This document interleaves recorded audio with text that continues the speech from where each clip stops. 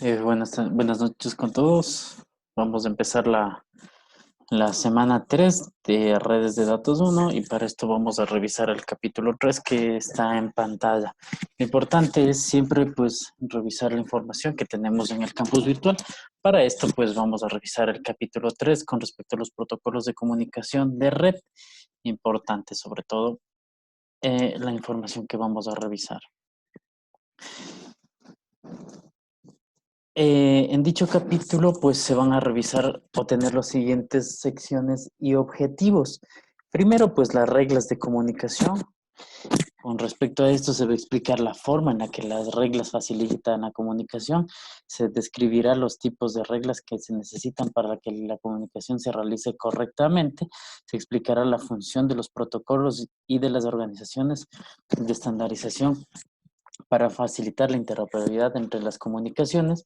Se explicará por qué los protocolos son necesarios para la comunicación de redes. Se explicará el propósito para adherirse a una suite de protocolos. Se explicará la función de las organizaciones y estandarización en el establecimiento. ¿Sí? Sobre todo muy importante esta parte de aquí. Se va a explicar la forma en la que se utilizan los protocolos TCP/IP y el modelo OSI, los modelos TCP/IP y modelo OSI, para facilitar la estandarización del proceso de comunicación, tomando en cuenta que la mayoría de pues, tecnologías usan este tipo de elementos como el, los estándares TCP/IP o pues el modelo OSI para su funcionamiento. La transferencia de datos de red, y aquí pues se explicará lo referente a qué dispositivos de una LAN y qué recursos pues se acceden en una mediana o una pequeña o mediana empresa. Se explicará la forma de encapsulamiento de los datos y que se transportan a través de la red. Se explicará la forma de que los hosts, de cómo los hosts acceden a los recursos locales de una red. Bueno, vamos a empezar con el primer subcapítulo, que son las reglas de comunicación, y para esto pues vamos a revisar primero, importante sobre todo, algunos conceptos que nos van a permitir sobre todo el entendimiento de cada uno de los elementos en este capítulo, ¿no? Primero, lo que tenemos son los aspectos básicos de la comunicación. Todos los métodos de comunicación van a tener tres elementos y es importante que sepamos diferenciarlos o pues sobre todo identificarlos, ¿sí? Primero, el origen, que va a ser el emisor quien va a enviar un determinado mensaje. El destino o receptor quien va a recibir la información y el canal o medio que va a ser usado para pues que la información esté tanto entre origen y destino, entre emisor y receptor, y que pues lo importante que se tome en cuenta pues que se identifiquen estos medios, ¿no? Los protocolos o las reglas que rigen a estos métodos de comunicación son las siguientes. La comunicación humana, que tenemos en la comunicación humana, tenemos el mensaje, el origen del mensaje, la señal, tenemos los medios de transmisión, la señal, el receptor y el mensaje, ¿no? Es importante que este tipo de elementos, sobre todo, se tomen en cuenta. Los protocolos van a ser los elementos que van a permitirnos establecer las reglas para poder comunicarnos. ¿Cómo es una comunicación entre un computador? Pues tenemos el mensaje, tenemos la señal, tenemos el medio de transmisión, la señal y el mensaje en el receptor. ¿Sí? Entonces, es muy similar la comunicación humana a la comunicación de un computador. Difieren de ciertos elementos que pues nosotros tenemos y que vamos a identificar a continuación. Primero son las reglas. ¿Qué son las reglas? Las reglas son los protocolos necesarios para una comunicación eficaz y pues nos permiten tener lo siguiente: un emisor y un receptor identificados, un idioma, ¿sí? Para poderse comunicar, una velocidad para poder indicar el momento de envío y entrega, los requisitos de confirmación de que se recibió, ¿no?, el mensaje. Y pues los protocolos en la comunicación de red también definen lo siguiente, ¿no? la codificación de mensajes, opciones de entrega del mensaje, formato de encapsulamiento del mensaje, sincronización del mensaje y tamaño del mensaje. Entonces, como podemos ver nosotros, los protocolos tienen lo siguiente: la codificación de nuestro mensaje, el formato de encapsulamiento de nuestro mensaje, el tamaño del mensaje, la sincronización del mensaje y las opciones de entrega del mismo. Entonces, por eso es importante que se tome en cuenta todo este tipo de elementos a la hora de nosotros identificar o decir cuál va a ser nuestra comunicación o cómo va a ser nuestra comunicación. Es importante que los protocolos que escojamos pues cumplan con este tipo de reglas a la hora de poder transmitir la información. ¿Qué es la codificación del mensaje? Importante. La codificación del mensaje nos permite establecer el formato adecuado para el medio, ¿sí? Entonces, el emisor primero convierte los mensajes en bits. Cada bit se codifica en un patrón de sonidos, ondas de luz, impulsos electrónicos, en un medio de red. Estos podrían ser identificados en los medios que nosotros utilizamos.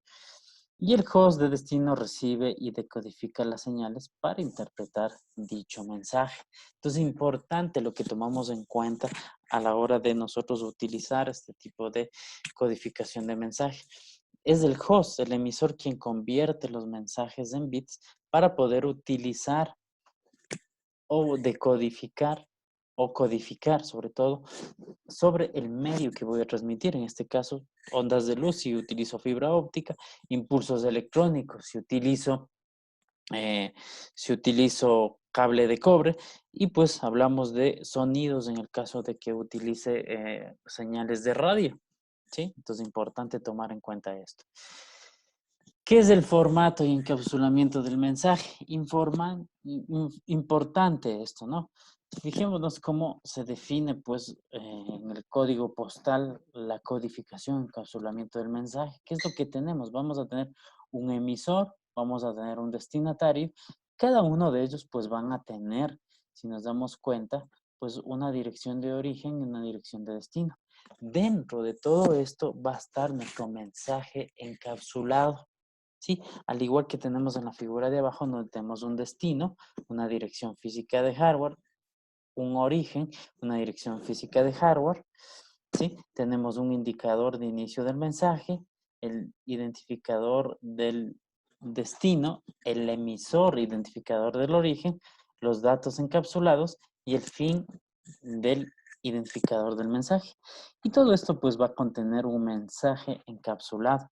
Entonces, existe un formato acordado para las letras y letras de direccionamiento que es necesario para la entrega correcta. Para colocar una carta sobre dirigidos se llama, en un sobre, se llama encapsulamiento, lo mismo que sucede con nuestros datos, ¿no?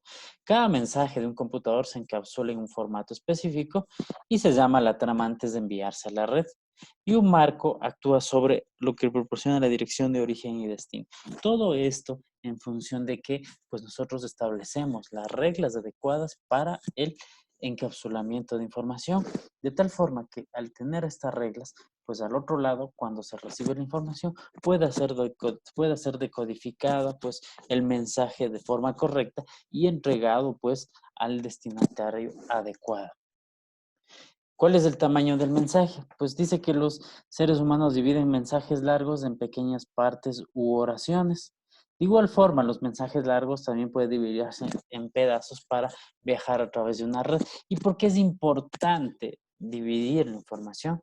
Ya que pues no puede, al ser un mensaje demasiado extenso, si enviamos por partes nuestro mensaje, pues eso va a evitar la saturación de nuestra red y que pues nuestra red pueda actuar de forma adecuada y sobre todo no haya ningún tipo de saturación o pérdida de información. Entonces, ¿qué es lo que hace? Cada pieza se envía en distintos tipos de marcos. Cada, cada marco tiene su propia información de direccionamiento y el host utilizará los marcos, es decir, el receptor utilizará los marcos o cada uno de estas etiquetas o estos pedazos del mensaje para reconstruirlos y para tener el mensaje original, ¿sí? Entonces es importante tomar en cuenta cuando se realiza este tipo de elementos a la hora de utilizar nuestros canales o nuestros mensajes, ¿no? Esas son las reglas que nosotros debemos saber. Siempre es importante tomar en cuenta estas reglas. Hablamos de cómo se va a hacer la encapsulación, hablamos de cómo se va a codificar el mensaje, de cómo se va a dividir el mensaje para pues nosotros tomar en cuenta este tipo de cosas, ¿no? La temporización del mensaje es importante tener en cuenta porque no siempre podemos estar enviando un mensaje el mensaje de forma indefinida. Entonces debemos tener un método de acceso, un control de flujo, un tiempo de espera para la respuesta. ¿Sí? Entonces, cuando tenemos un método de acceso, los hosts de una red necesitan saber cuándo comenzar a enviar los mensajes, cómo responder cuando se produce alguna colisión y los hosts de origen y destino usan el control de flujo para negociar, dice, una temporalización correcta a fin de evitar saturar el destino y asegurar la recepción. ¿Sí? Entonces es importante tomar en cuenta el control de flujo que se realiza entre los paquetes. También el tiempo de espera para la respuesta. ¿Sí? Como les decía, pues no puede estarse un mensaje esperando que se reciba de forma indefinida. Entonces los hosts, lo que dice, tienen reglas que especifican cuánto tiempo deben esperar una respuesta y qué deben hacer si se agota el tiempo de espera para dicha respuesta, ¿sí? Opciones de entrega del mensaje. Tenemos varias opciones de entrega de nuestros mensajes y en este caso, pues nosotros utilizamos ciertos tipos de formas de entrega del mensaje. Tenemos el mensaje de unidifusión, que es de uno a uno, ¿sí? Tenemos el mensaje de uno a muchos y el mensaje de uno a todos, ¿sí? El mensaje de multidifusión va a ser a ciertos elementos de la red y el mensaje de entrega pues va a ser un mensaje de difusión o también conocido como broadcast a todos los elementos que conforman una red. Ok, importante tomar en cuenta los protocolos y estándares que tenemos en una red. Para eso, pues es importante que nosotros verifiquemos los distintos tipos de estándares que disponemos en una red y qué protocolos se aplicarán sobre dichos estándares. ¿Sí? Entonces, importante, los protocolos son reglas que rigen a las comunicaciones. Si nosotros no tenemos reglas, pues no vamos a poder hablar o interpretarnos o comunicarnos con otra persona. Si nosotros no hablamos el mismo idioma, no podemos comunicarnos con otra persona, ¿sí? Entonces, lo primero es tener un elemento importante, ¿sí? Tener un idioma en común, un turno e indicar al finalizar los distintos elementos. Vamos a tener entonces una capa de contenido, ¿sí? Que nos va a permitir realizar pues nuestro envío de información. Vamos a tener las reglas que significarían si estamos utilizando un idioma en común y pues en la capa física en la cual pues sería el medio por el cual nos permite enviar la información, ¿sí? Entonces, los hosts y los dispositivos de red implementan suites y protocolos de software y hardware o ambos, ¿sí? Entonces, los protocolos que se muestran en las capas donde el servicio de nivel superior depende de la funcionalidad definida por los protocolos que se muestran en niveles inferiores. Por lo general, nosotros utilizamos distintos tipos de elementos como una capa física, que en este caso vendría a ser nuestro, nuestro nuestro medio de transmisión de información.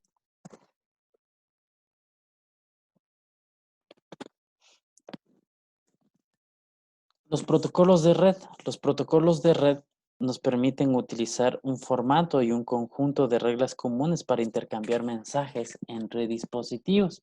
Entonces, los protocolos van a ser quienes definan el idioma y sobre todo las reglas para poder transmitir entre un lugar u otro.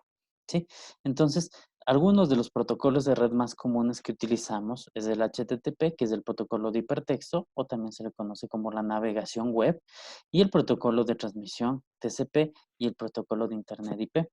Entonces es importante que estos conceptos sean entendidos, sobre todo a la hora de utilizar, ciertos elementos, ¿no? Por ejemplo, aquí vemos el formato de estructura de piezas de una comunicación. Dice enviar el mensaje a través de la red utilizando un encabezado IPv4. Dice el router, puedo, reenviar este mensaje porque entiendo el encabezado IPv4. Puedo aceptar este mensaje porque entiendo el encabezado IPv4. Entonces es importante que nosotros tengamos en nuestros protocolos de red un encabezado con el cual pues se vea definida la información que voy a utilizar y que voy a tener como referencia para mi comunicación. Sí, entonces, por favor, entonces tomar en cuenta esto a la hora de utilizar ciertos elementos, ¿no? Vamos a ver la interacción de protocolos. Los protocolos van a interactuar en ciertos elementos o sobre todo van a interactuar sobre cierto tipo de capas y las capas nos van a permitir tener distintos tipos de funcionalidades para cada uno de los protocolos a la hora de interactuar en una comunicación.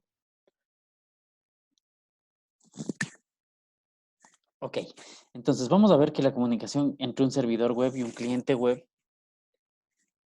es un ejemplo de interacción entre varios protocolos.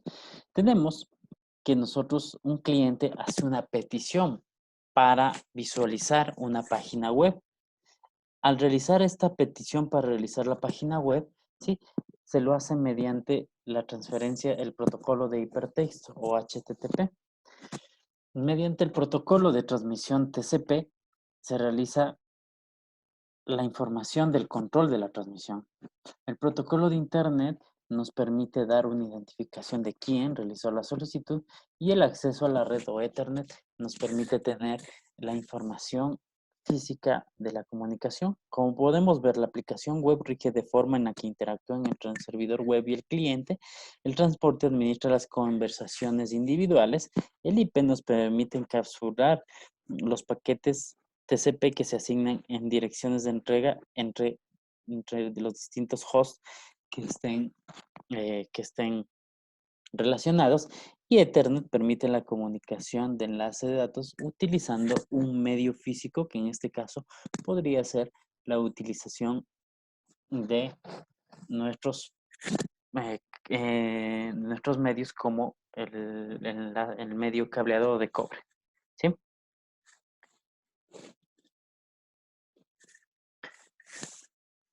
Ok, entonces vamos a tener una suite de distintos protocolos y estándares de la industria, sobre todo a la hora de utilizar los distintos elementos como lo que es aplicación, ¿sí? Si nosotros vemos, elementos como la aplicación, podemos tener elementos de distintos estándares como TCP, en los cuales tenemos el HTTP, el DNS, DHCP y FTP. Tenemos la información de nombres de dominio, la asignación de host dinámica y la transferencia de archivos, lo que es FTP. Tenemos en ISO elementos bastante similares. En AppleTalk, que es otro estándar, y Novel a la hora de utilizar. En la capa de transporte tenemos aquí el TCP para lo que es TCP/IP. Para lo que es de Internet tenemos la IP versión 4, IP versión 6, ¿sí? Que son los distintos protocolos de estandarización de direccionamiento. Y pues para el acceso a la red podemos tener Ethernet, podemos tener ATM, LAN inalámbrica, podemos tener protocolos punto a punto. Entonces, algunos de las suites o un grupo de protocolos trabajan de forma conjunta para proporcionar servicios integrales a la comunicación de red, y estas pueden estar especificadas en una organización estándar y pueden ser desarrolladas por un determinado proveedor, ¿sí? Entonces, es importante que nosotros tomemos esta suite de protocolos como un estándar abierto.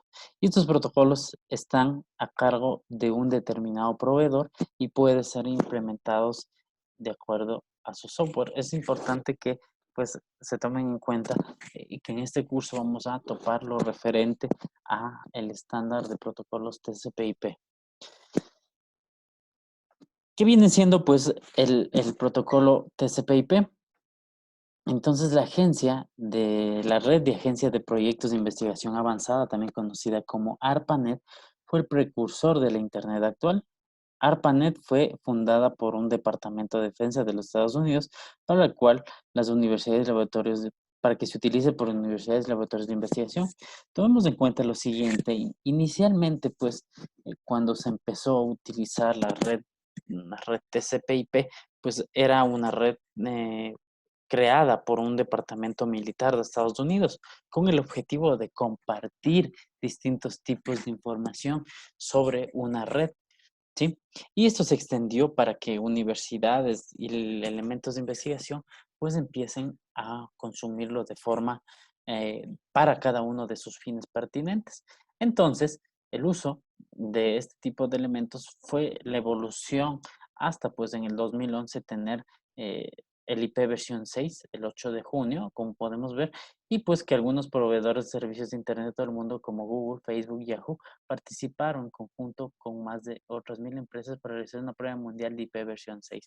Recordemos que la parte de IP, de las direcciones IP, es la más conocida, es la más utilizada, y pues esto nos permite tener la comunicación. Y el hecho de tener una dirección de red IP es un elemento que nos va a permitir comunicarnos con la red Internet para poder transmitir o utilizar información. Entonces, IP versión 6 es un concepto que fue creado a partir de que ya no existían direcciones IP versión 4 disponibles, pues fue creado con ese concepto de poder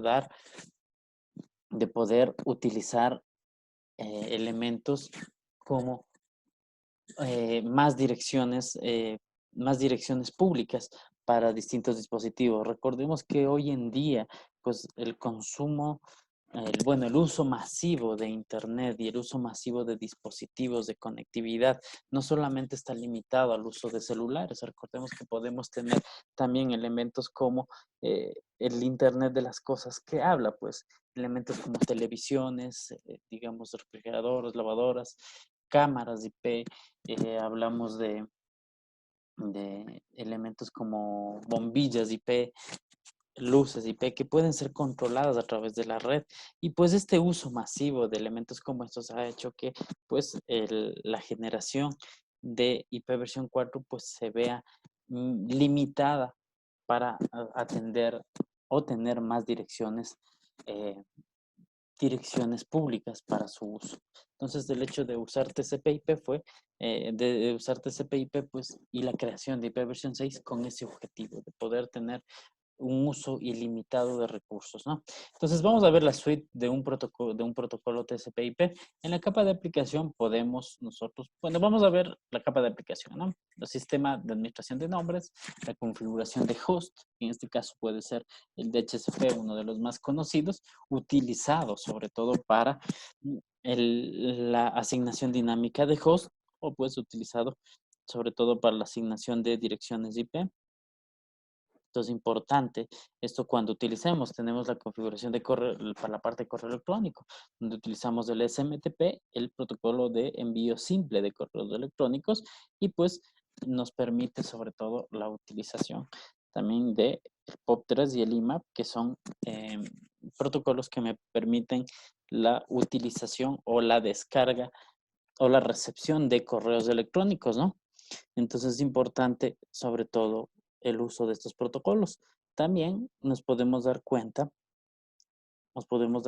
también la transferencia de archivos utilizado mediante FTP y pues también utilizado mediante TFTP, que nos permite la transferencia de archivos mediante el Internet, y pues esto pues nos va a permitir sobre todo enviar o subir archivos de forma remota. Y pues los servicios web o el HTTP, el más conocido, la navegación web, en el cual pues nosotros tenemos distintos tipos de eh, elementos. Hoy en día pues la evolución del HTTP ha sido muy grande, y pues tenemos realmente como un servicio mucho más grande para la utilización del mismo, ¿no? Vamos a ver la capa de transporte, donde tenemos protocolos UDP y TCP, que los vamos a revisar, donde son protocolos orientados a la conexión y protocolos no orientados a la conexión, donde hablamos de TCP, los orientados a la conexión, donde hablamos de UDP, no orientados a la conexión, que pues a su momento los vamos a revisar y vamos a ver los distintos tipos de características que podemos tener de cada uno de ellos. En la capa de Internet podemos nosotros tener distintos tipos de elementos y aquí pues vendría la parte de elementos como la asignación de direcciones, ¿sí? La asignación de protocolos de enrutamiento para poder enviar información de una red a otra utilizando distintos protocolos de enrutamiento como SPF, IGRP, RIP, también podemos hablar en este caso. La capa de acceso a la red utilizando elementos como Ethernet, ARP o pues controladores de interfaz muy importantes. Cada una de las capas pues va a tener su función y esto pues va a permitir a la vez utilizar elementos o servicios en cada una de ellas, ¿sí? El proceso de comunicación TCP/IP también es importante cuando se envía datos desde un servidor web a un cliente y este proceso permite utilizar eh, el siguiente encapsulamiento, ¿no? Un servidor web dice que prepara para la página un lenguaje marcado hipertexto como se denomina como el HTML. Dicho protocolo de la capa de aplicación envía datos a la capa de transporte. La capa de transporte divide los segmentos e identifica uno a uno. A continuación dice que se añaden direcciones IP de origen y destino y la información Ethernet se agrega para la trama Ethernet o el marco de enlace de datos. Dicha trama se envía al router más cercano y a lo largo de la ruta hacia el cliente web, cada router agrega información de enlace de datos a través de para poder reenviar el paquete. Como podemos ver ahí, pues aquí en los términos de encapsulamiento podemos darnos cuenta que tenemos en cada capa se agrega cada uno de las etiquetas importantes tanto de Ethernet, TCP y pues los datos del usuario como tal para poder que ésta sea enviada a los distintos destinatarios de acuerdo a la petición que se haga y al servicio que se utilice. Vamos a ver el proceso de comunicación TCP. Aquí se lo realiza de forma al revés. Primero se elimina el encabezado Ethernet, luego el encabezado IP, ¿sí? A continuación el encabezado de la capa de transporte y finalmente el HTTP y se envía al navegador del cliente web, ¿sí? Entonces es importante cómo se utiliza. Es importante que el uso de estas tecnologías, de estos protocolos, pues esté pues controlado por ciertas entidades y estándares, sobre todo abiertos a la realización de nuevas tecnologías. Esto a su vez permitirá la creación de distintos tipos de estándares y sobre todo dispositivos que cumplan con cada uno de estos estándares. Y es por eso pues que existen algunas organizaciones que nos permiten utilizar o sobre todo regular este tipo de elementos para pues la creación de nuevos dispositivos, para la creación de nuevos protocolos que pues se adapten sobre todo a las reglas y pues pueda haber una estandarización de la misma. El concepto de promover estándares abiertos es que pues esto pues conlleve a que exista una realización más grande de distintos tipos de tecnologías y pues que usen este tipo de elementos, ¿no? Entonces es importante que se tome en cuenta esto, ¿no? Otras organizaciones también que nosotros podríamos tener son como elementos como la Sociedad de Internet, que promueve el desarrollo y evolución y el uso de Internet en todo el mundo, el Consejo de Arquitectura de Internet, que administra y desarrolla los estándares de Internet, el Grupo de Trabajo de Ingeniería en Internet, que desarrolla, actualiza y mantiene tecnologías de Internet, el Grupo de Trabajo de Investigación de Internet, que está enfocado en la investigación a largo plazo y en relación a los protocolos de Internet y TCP/IP. Sí, la corporación para la asignación de nombres y números, eso es utilizado, eso coordina mediante la asignación de direcciones IP y la gestión de nombres. Debe haber alguien que controle este tipo de elementos para, pues, nosotros utilizar la información adecuada, ¿sí? Y pues la autoridad de números asignados de Internet, que nos permite administrar la asignación de direcciones IP, administración de nombres de dominio y los identificadores por los protocolos para la ICA. Entonces, todo esto en función de distintos tipos de entidades que nos permitan sobre todo el control adecuado del uso de estándares, del uso de direccionamiento, para que nosotros podemos utilizar, para que nosotros podamos normar este tipo de elementos en nuestras redes, ¿no?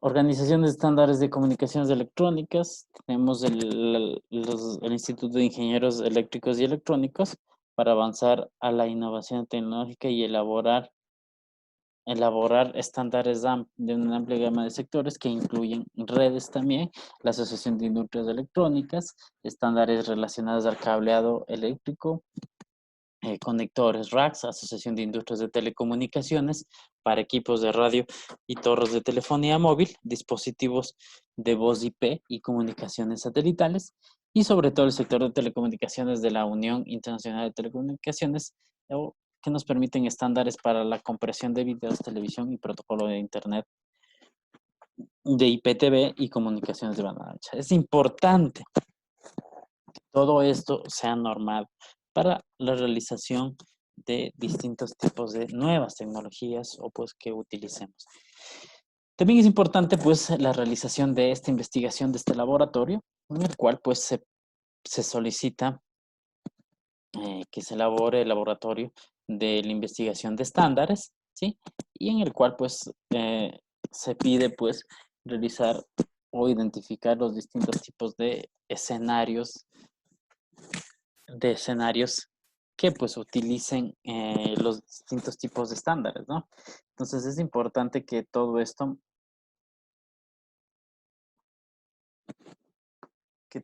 pues se use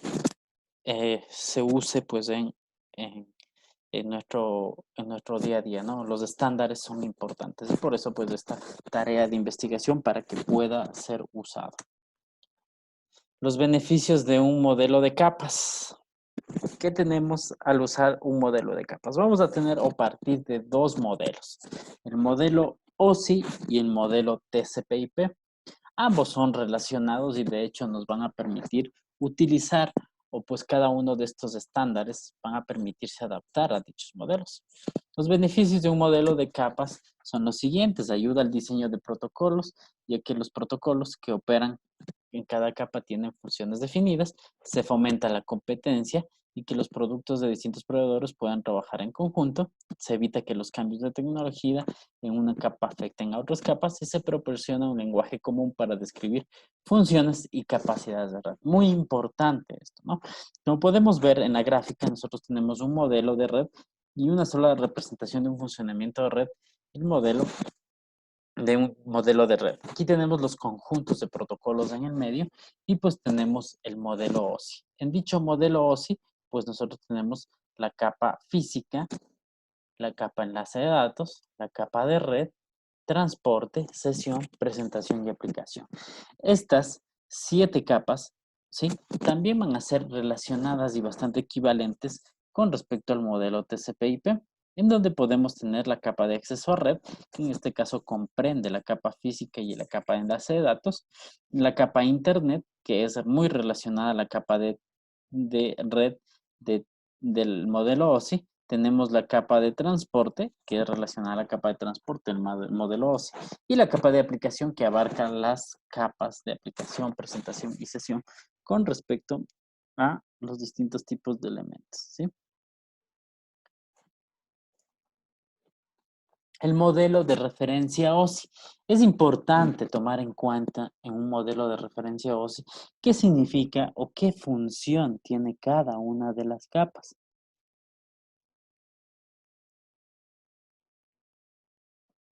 ¿sí?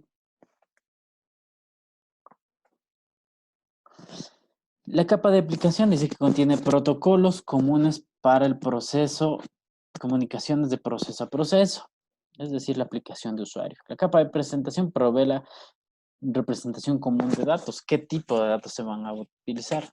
Texto, video, ¿Qué codificación se va a utilizar? La sesión proporciona los servicios para organizar el diálogo, para administrar el intercambio de datos. Es decir, aquí tendría la posibilidad de autenticar los distintos tipos de elementos, ¿no?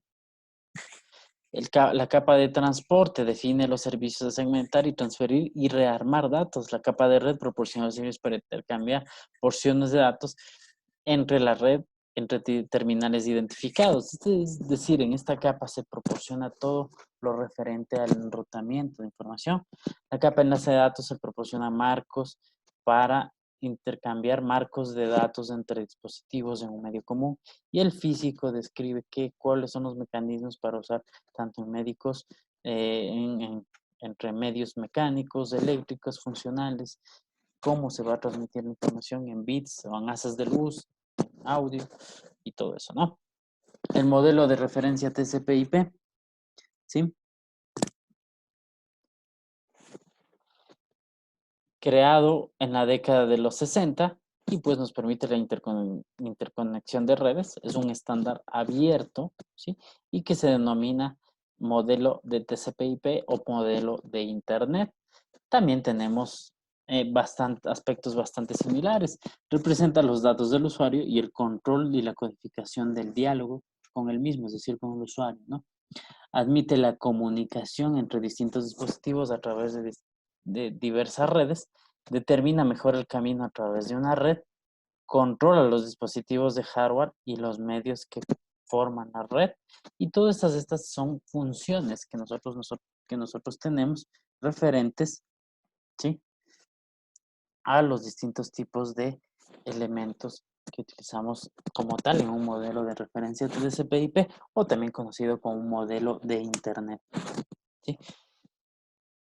La comparación y lo que habíamos visto hace unas 2 transparencias atrás era que pues los distintos tipos de relación que teníamos para describir las funciones que podrían ser usadas entre cada uno de los modelos.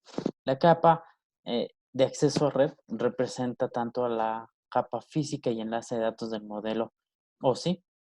En la capa Internet del modelo TCP/IP, pues representa la capa de red, la capa de transporte con la capa de transporte y la aplicación que abarca, la aplicación, presentación y sesión del modelo OSI.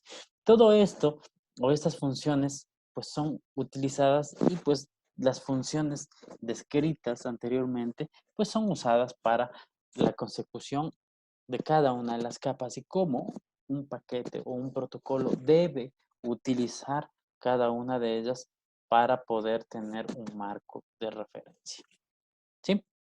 Aquí hay una investigación, una tarea que también está mencionada y que les voy a indicar al final dónde se encuentra, en la que se va a hacer una investigación sobre todo de los modelos TCP/IP y OSI, pues y cómo se los visualizaría pues utilizando un ambiente simulado, en este caso, a la hora de realizar una simulación de datos, ¿sí?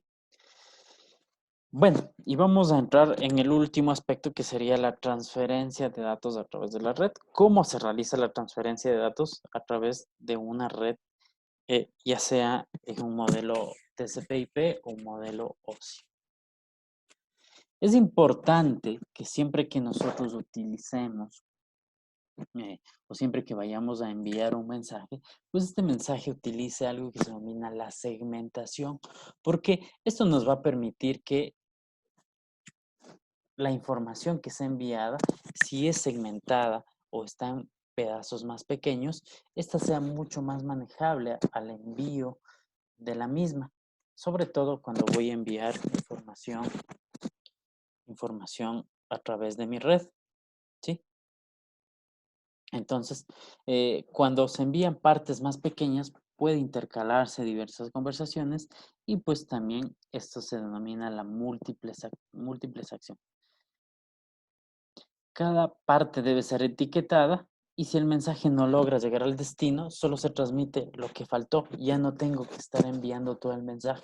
Esto también, a su vez, nos permite tener un elemento bastante óptimo y sobre todo eh, muy importante a la hora de enviar la información, ya que no tenemos que enviar toda la información, sino solo lo que falló a la hora de enviar dichos mensajes. Entonces, varias piezas se rotulan para su mejor dirección y se reensamblan obviamente cuando lleguen. El rotulado permite ordenar y agrupar las piezas cuando lleguen. Es importante tomar en cuenta esto. Las unidades de datos del protocolo. Podemos tener distintos tipos de unidades de datos, ¿sí? Podemos darnos cuenta que tenemos, mientras los datos de la aplicación bajan por la pila de protocolos, se agrega información de cada nivel y esto nos permite conocer o se conoce como un proceso de encapsulamiento. Es decir, que cada uno de los datos, de los paquetes, al enviarse por cada una de las capas, va a agregar eh, un elemento extra o un encabezado extra para poder ser identificado y procesado en el momento de receptar dicha información. La forma que adoptan los datos en cada capa se denomina unidad de datos de protocolo o también conocida como PDU. Los datos de la PDU de la aplicación, tenemos la PDU de segmento, la PDU de red, tenemos la PDU de enlace de datos y la PDU de la capa física. Cada uno de ellos agrega un encabezado de cada una de sus capas para que éste pueda ser reconocido y procesado en el receptor y pueda de alguna forma ser mucho más manejable y procesado en ese momento a la hora de enviar nuestros paquetes. Tenemos un ejemplo de encapsulamiento. El proceso de encapsulamiento va de arriba hacia abajo, es decir, desde la capa superior hasta la capa inferior. Entonces el segmento encapsula el paquete IP y pues ese se encapsula en la trama Ethernet, ¿sí? Cuando nosotros enviamos la información. El desencapsulamiento, en cambio, es un proceso de abajo hacia arriba. Sí, es decir, va desde la capa superior desde la capa inferior hasta la capa superior. Vamos a ver el proceso anterior, ese es lo contrario, va desde la capa superior hasta la capa inferior. Entonces se desencapsula utilizando los dispositivos receptores para eliminar uno más encabezados de cada del protocolo, y los datos se desencapsulan y suben con la pila hacia el usuario final, es decir, hacia nuestra interfaz de usuario, en este caso, nuestra página web. Importante, siempre que nosotros utilicemos una conexión, un acceso a datos, necesitamos tener una identificación en la red y por eso es importante que tanto como el emisor y el receptor cuenten cada uno con su con su dirección asignada. Y para eso tenemos la dirección IP de origen y la dirección IP de destino, las cuales la dirección IP de origen permite al dispositivo emisor la fuente de origen del paquete, es decir, desde dónde viene. ¿Esto para qué va a servir? Para que el momento que envíe un paquete por mi red, pues pueda ser identificado por cada uno de los dispositivos intermedios, en este caso como un router, y pueda reenviar a su destino adecuado, ¿sí? Entonces es importante las direcciones de IP destino y la dirección de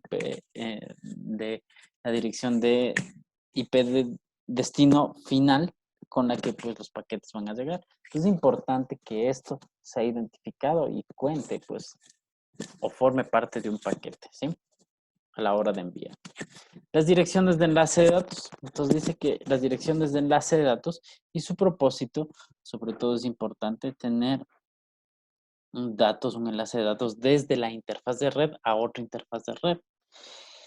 Para esto nosotros vamos a tener, además de tener en nuestras direcciones de IP de origen y IP de destino, vamos a tener la dirección NIC o la dirección o la Network Interface Card, que vendría a significar pues la tarjeta de red o la identificación de la tarjeta de red, es decir, nuestra dirección física. Recordemos que al tener un ambiente en el cual podríamos tener la posibilidad de utilizar enlaces de datos, sobre todo con información dinámica de direcciones IP, esto a su vez pues nos tendría la posibilidad de que no necesariamente vamos a tener una dirección IP asignada para toda la vida, sino que pues esto pues a su vez nos va a permitir utilizar una dirección IP de pronto dinámica.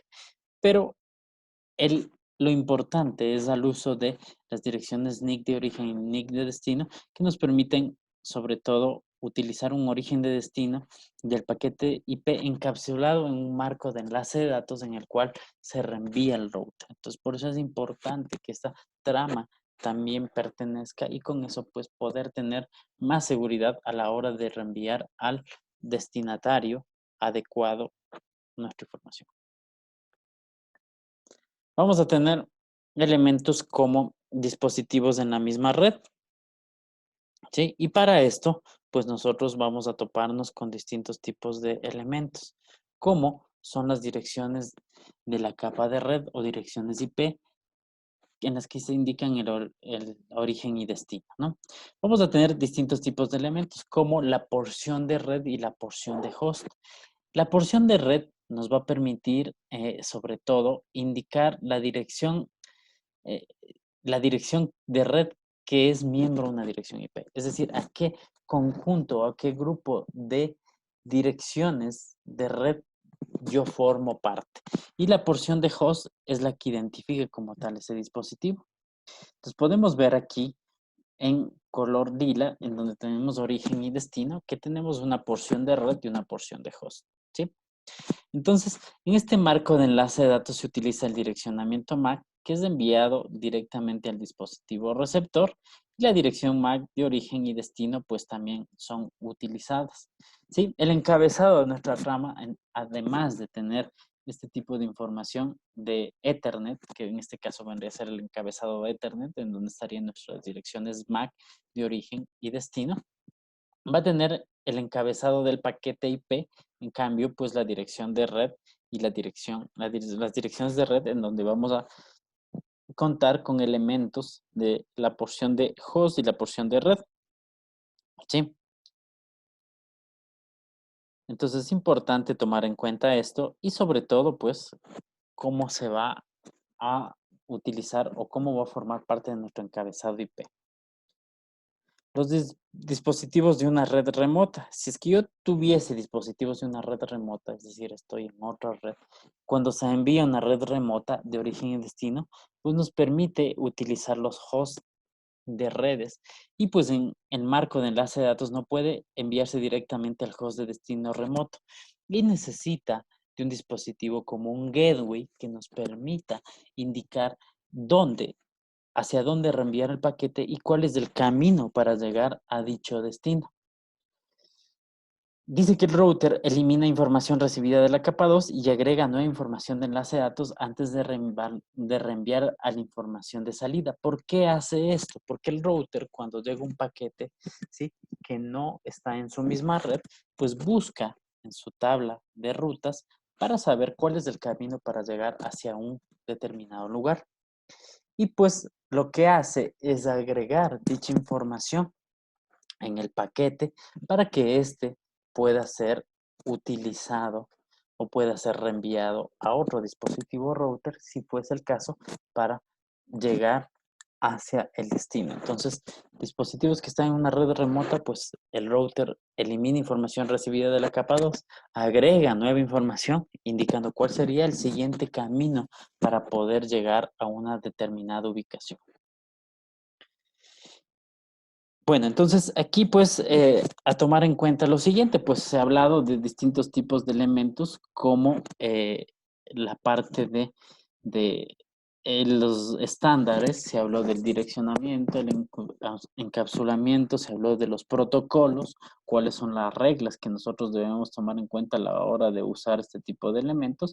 Entonces es importante que nosotros pues utilicemos este tipo de información y sobre todo analicemos este tipo de información cuando estamos utilizando una red. Hay una práctica del laboratorio importante para poder identificar sobre todo un analizador de tráfico de paquetes que nos permite ser usado como pues para verificar cómo están trabajando las redes, qué tipo de información se envía y es el Wireshark Entonces aquí pues está la información de este laboratorio que también tendrían que realizarlo para utilizar el análisis y saber cómo está enviándose los paquetes o la información de lo que hemos hablado, lo que hablamos hace unos momentos, ¿no? También hay que hacer el laboratorio utilizando, bueno, aquí este laboratorio está usando esta red y pues capturando y analizando los paquetes ICMP locales y remotos en Wireshark. ¿Sí? ¿Qué se revisó? Pues como conclusión, este capítulo pues, nos dice que se explicó la forma en que las reglas facilitan la comunicación y por qué son importantes las reglas o el uso de reglas para podernos comunicar, sobre todo cuando nosotros tenemos una red de datos y pues la función de los protocolos, se explicó la función de los protocolos y las organizaciones de estandarización. ¿Por qué es importante que existan organizaciones que estandarizan este tipo de información? Sobre todo en las comunicaciones de una red. Se explicó la forma en que los dispositivos de una LAN acceden a otros recursos de una red pequeña o mediana de una mediana empresa. Entonces es importante tomar en cuenta esto. Sobre todo cuando utilicemos una red de datos, es importante también que nosotros verifiquemos o especifiquemos los distintos tipos de elementos necesarios para la comunicación, ¿no? Entonces es importante que nosotros verifiquemos todo esto. Vamos a revisar una vez que, una vez que hemos realizado todas hemos revisado la teoría, vamos a revisar un poco pues las actividades autónomas que hay que realizar a la hora de utilizar pues los laboratorios a realizar y sobre todo lo que hay que hacer como trabajo autónomo, que es importante que lo tomen en cuenta. ¿Sí? Entonces, lo primero que vamos a hacer es ir al campus virtual. ¿Sí? Entonces vamos a ir al campus virtual. Voy a compartir el campus virtual. ¿Sí? Y aquí pues en el campus virtual, en la semana 3 como podemos ver, están los contenidos que hemos revisado.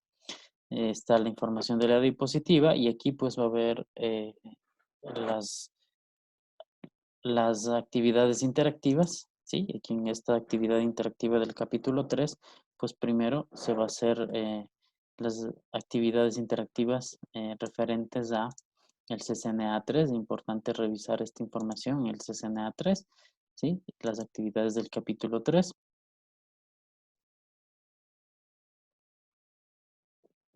Y pues también los laboratorios que se mencionó, sobre todo se fue mencionando en cada uno de los temas que fuimos revisando, en donde tenemos la investigación de los estándares de red, la investigación del modelo OSI y el TCP/IP en acción. Aquí tenemos los distintos tipos de PDFs, la instalación de Wireshark, el uso de una red, de la visualización de una red utilizando el Wireshark, y pues todo esto debería realizarse en el laboratorio capítulos 3, ¿no? Entonces aquí, pues de acuerdo a los PDFs mencionados, PDFs y archivos mencionados antes, pues se envía la información de cada uno contestado como trabajo autónomo, ¿sí? También, pues esto a su momento se les explicará cómo se va a trabajar con respecto al cuestionario del capítulo de la semana 3 o de cómo se va a trabajar con lo referente al CCNA, pues obviamente tenemos que hacer una inscripción de cada uno de ustedes en el CCNA para que pues se realicen este tipo de actividades que son relacionadas a la plataforma del NEDACAT con respecto a Cisco. Entonces, por eso es importante que se tome en cuenta esto. Por lo demás, pues es importante también realizar las actividades y sobre todo pues utilizar los canales electrónicos que tenemos. Aquí en el campus virtual, en la semana de inicio, también se les indicó que estaba la información de contacto y pues el horario de tutorías presenciales y tutorías académicas, las cuales pues son fuera de horario las tutorías académicas, ¿no? Entonces, las tutorías mm, presenciales, obviamente que en este momento pues las vamos a ir realizando de forma virtual, de acuerdo a la realidad que vamos teniendo en el país, pero pues cuando una vez se reactive todo eso, pues aquí estaría los horarios y pues los laboratorios en donde tendríamos dichas tutorías. Entonces, para las tutorías académicas serían fuera de clases y eso se lo revisaría pues en el horario de los miércoles de 18 a 20, pues para quienes necesiten cualquier tipo de aclaración o pues sobre todo alguna indicación extra sobre lo que hay que hacer. Entonces, lo referente a esto, pues vamos a hacerlo referente a la semana 3, ¿sí? La semana 3 y pues las actividades que hay que realizar.